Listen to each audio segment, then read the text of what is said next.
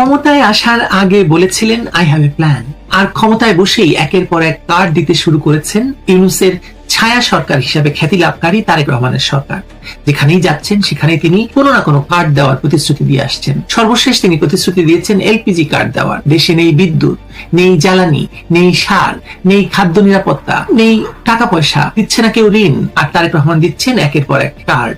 আর হ্যাঁ, কথা নেই বার্তা নেই, যেখান সেখান দিয়ে খাল কাটা সেই জিয়াউর রহমানের প্রকল্প এখন এই 2026 সালেও তারেক রহমান চালিয়ে যাচ্ছেন। ওদিকে আইএমএফ বলছে এসব কার্ড ফার্ড বাদ দেন, না হলে ঋণ পাবেন না। বোঝেন অবস্থাটা একবার। কার্ড, কৃষক কার্ড, ক্রীড়া কার্ড, ফ্রিল্যান্সার কার্ড, ই হেলথ কার্ড, ফুয়েল কার্ড, প্রবাসী কার্ড, গলা ব্যথা হয়ে গেছে। আর এইবার যুক্ত হলো এলপিজি কার্ড। গত 26শে এপ্রিল যশোরের জনসভায় দাঁড়িয়ে তারেক রহমান যখন এলপিজি কার্ডের ঘোষণা দিচ্ছিলেন, তখন সামাজিক যোগাযোগ মাধ্যমে একটাই প্রশ্ন ভাইরাল হয়ে গেল, ভাই একটা ব্যাগও দেন, কার্ডগুলো রাখার জায়গা নাই। ঠাট্টা তামাশা একটু বাদ রাখি, এই ঠাট্টা তামাশার আড়ালে একটা গভীর রাজনৈতিক সংকট আপনারা দেখতে পাচ্ছেন কিনা আমি জানি না। এই কার্ড কেন্দ্রিক শাসনের আসল চিত্রটা কি? এটা কি সত্যিকারের প্রতিশ্রুতি, উন্নয়ন, নাকি সরকার যা পারছে না দিতে, এখন পারছে না, খাওয়াতে পারছে না, সেজন্য তার ব্যর্থতা ঢাকার এক রঙিন আবরণ, একটা কার্ড? এই যে কার্ডের বন্যা, এটা তো জনগণের সঙ্গে একটা প্রতারণা হচ্ছে।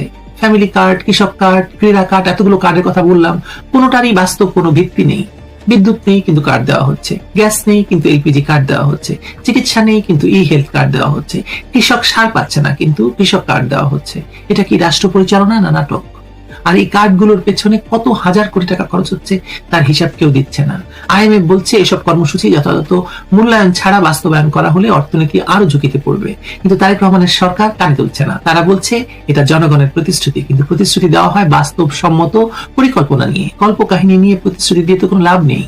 সবচেয়ে হাস্যকর বিষয় হলো এই কার্ডগুলোর বেশিরভাগই এখন পাইলটিং পর্যায়ে আছে, অর্থাৎ কাগজে কার্ড আছে, মানুষের হাতে নেই। যারা হাতে পেয়েছে তারাও বলছে কার্ড দিয়ে কি চুলা জ্বলে, কার্ড দিয়ে কি চাল ডাল মেলে, কার্ড দিয়ে কি পরীক্ষা দেওয়া যায় মোমবাতি জ্বালিয়ে। সোশ্যাল মিডিয়ায় মানুষ হাসছে। একজন লিখেছে এত কার্ড দিয়ে কি করব, ওয়ালেটে তো জায়গা নাই, এখন যদি একটা ব্যাগ দিতেন কার্ড রাখার জন্য ভালো হতো। আরেকজন লিখেছে বিদ্যুৎ নেই, পরীক্ষা দিচ্ছি মোমবাতি জ্বালিয়ে, একটা বিদ্যুৎ কার্ড দেন ভাই। এই হাসির পেছনে আছে মানুষের গভীর কষ্ট। দেশের মানুষ এখন বুঝতে পারছে এই সরকার ক্ষমতায় এসেছে কার্ড নিয়ে, কাজ নিয়ে নয়। তারা বলেছিল আই হ্যাভ এ প্ল্যান, কিন্তু সেই প্ল্যান ছিল শুধু কার্ড।